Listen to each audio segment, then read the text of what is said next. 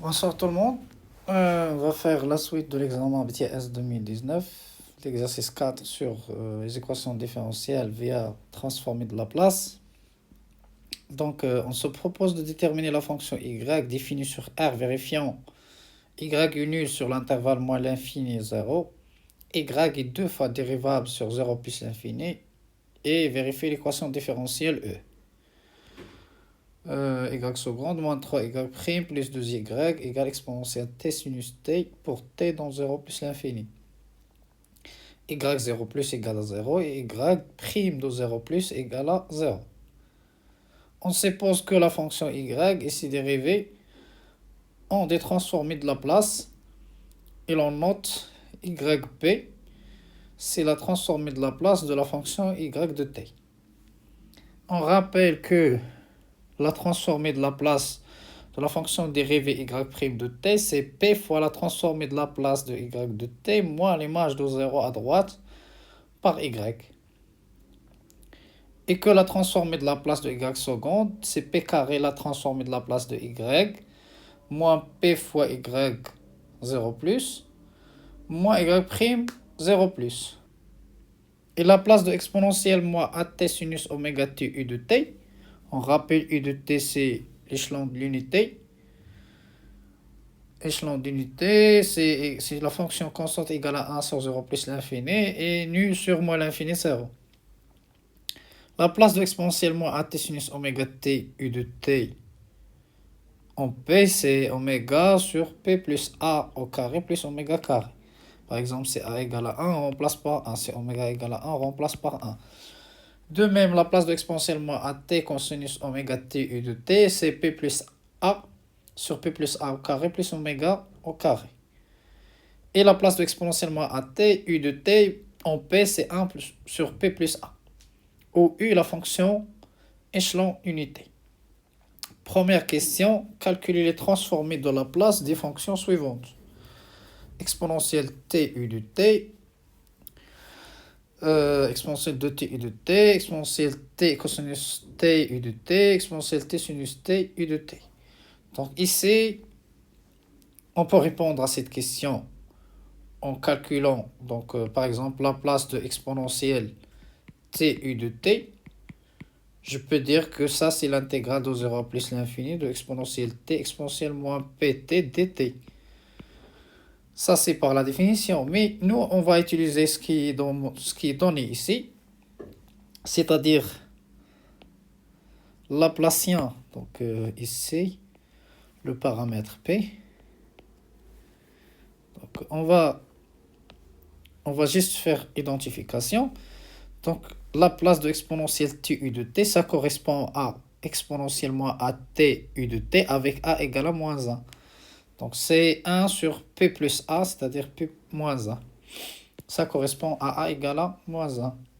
De même, la place de exponentielle de t et de t, donc c'est cette formule-là, avec a égale à moins 2. Donc ça fait 1 sur p moins 2. De même ici pour cette fonction, la place de exponentielle t cosinus t u de t. Donc ça correspond à celle-là, avec a égale moins 1 et oméga égale à 1. Donc c'est exactement ça. Enfin, exponentielle t sinus t u de t. Donc on va venir là, on remplace a par moins 1, oméga par 1. On obtient 1 sur p moins 1 au carré plus 1. Voilà. Deuxième question. En appliquant la transformée de Laplace aux deux membres de l'équation E, montrer que y de p égale à 1 sur p moins 1, facteur de p moins 2, facteur de p moins 1 au carré plus 1. Donc, deuxième question.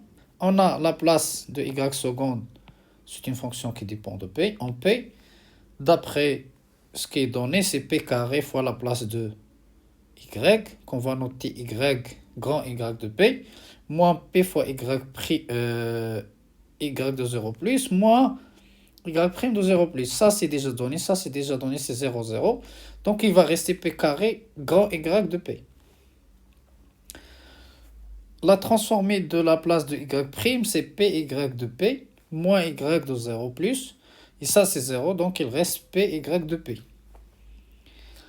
Alors, on a, quel que soit t dans 0 plus l'infini, y seconde moins 3y prime plus 2y de t est égal à exponentielle t sinus de t. Je peux multiplier, donc pour dire que t dans 0 plus l'infini, je peux multiplier par i de t, i de t, i de t donc à gauche et à droite.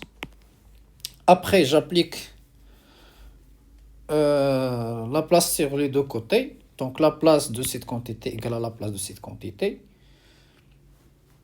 Bien sûr, toujours t dans 0 plus l'infini. C'est pourquoi j'ai enlevé échelon unité.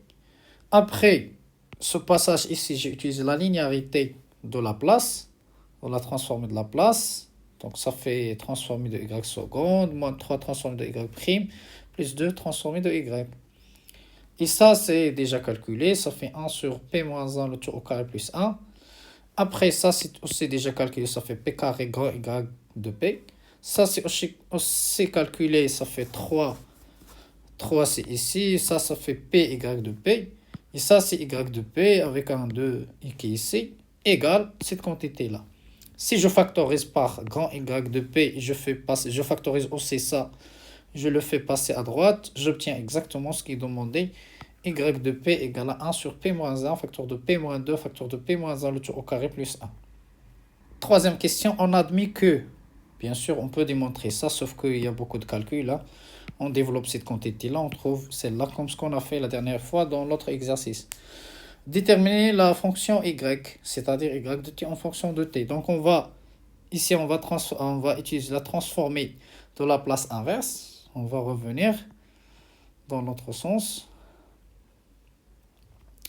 Donc d'après la question précédente, on a yp égale à cette quantité. Et on admet que ça égale à ça, on le remplace. Donc y de p s'écrit sous cette forme. On a fait une décomposition en éléments simples pour pouvoir revenir, pour pouvoir faire une identification.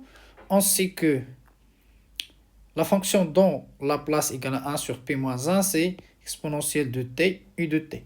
La place inverse, c'est aussi linéaire, donc le moins reste un moins. 1 demi reste 1 demi. La fonction dont la place égale à 1 sur p moins 2, ça fait exponentielle de t, u de t. De même ici, ça c'est exponentielle t sinus t, u de t. Et de même ici, ça c'est 1 sur 2 exponentielle t cosinus t, u de t.